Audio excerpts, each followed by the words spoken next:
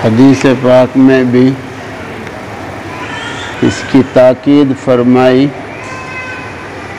बड़ों के पास बैठो, यानी जो उम्र में बड़े हैं। अम्मा के पास बैठो, अब्बा के पास बैठो, दादा के पास बैठो, नाना के पास बैठो। ये तजर्बेकार भी होते हैं, हमदर्द भी होते हैं, उनसे सही बात मिलती है। दुनिया हासिल करने का भी सही तरीक़ा, सही नहज और तजर्बा उनसे हासिल होता है। दूसरी बात इरशाद फरमाई, उलमा से अहकाम दीनिया मालूम करते रहा करो। दुनिया जब संभलती है, जब ख़यानत ना हो। ख़यानत होगी फिर मामला गड़बड़ हो जाएगा। और इस सब के साथ ताल्लुक़ में अल्लाह ज़रूरी है। उसके लिए फरमाया कि अल्लाह वालों से मेल जोल रखो, उससे अल्लाह का ताल्लुक़ आएगा। और जब अल्लाह का ताल्लुक़ आ जाता है तो फिर आदमी मुर्तद नहीं होता, नौज़ुबिल्लाह। अब कोई प्लाट के चक्कर में, कोई प्लेट के चक्कर में, पता नहीं कहाँ कहाँ में अपना ईमान खो रहे हैं। ये ईमान कौन खोता है?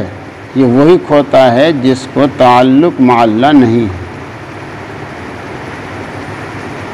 है। थानी रहमतुल्लाह लिखा है, वासिल बहक होने के बाद आदमी मुर्तद नहीं होता है। और जो राह सुलूक में है, जो अल्लाह वाला बनना चाह रहा है, वो कभी कभी भटक जाता है दो वजह से, या तो तकब्बुर की वजह से या गुस्ताखी की बिना पर।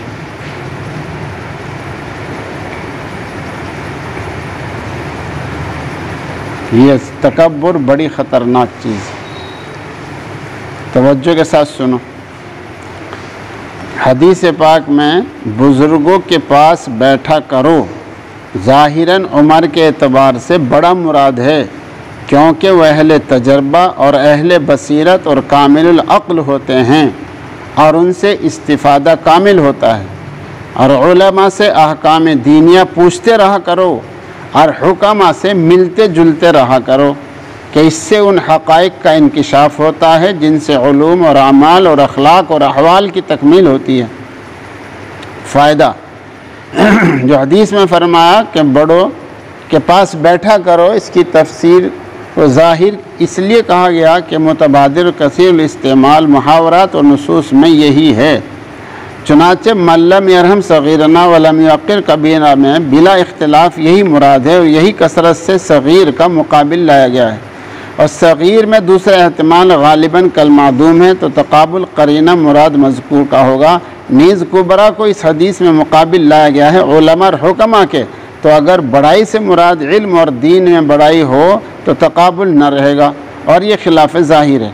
और यही तक़ाबुल करीना है कि हुक्म से मुराद ऐसी जमात है जो इल्म के अलावा किसी और दीनी खिदमत में मशगूल हैं, क्योंकि दुनिया मुबाह का इस्तिफ़ादा तो जालिसुल कुबरा में आ गया और दुनिया गैर मुबाह की तरगीब शारे के कलाम में महाल है।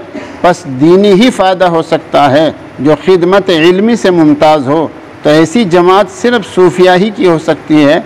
सो इन मुक़द्दमात के बाद हासिल हदीस का ये हुआ कि अब्द के लिए तीन हाजतें हैं, बंदे के लिए तीन ज़रूरतें हैं। एक दुनियावी मुबाह और इसकी इस्लाह के लिए तो बड़े बूढ़ों की जमात से ताल्लुक़ रखे। दूसरी दीनी इल्म बिल अहकाम की, इसके लिए उलमा से ताल्लुक़ रखे।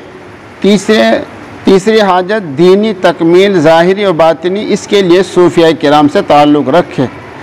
तो इस हदीस से इस जमात की कितनी बड़ी फजीलत और इनसे इस्तिफ़ादे की किस कदर ताकीद मालूम होती है कि दुनिया के तजारुब और दीन के अहकाम मालूम हो जाने के बाद भी इस जमात की ज़रूरत बाकी रहती है।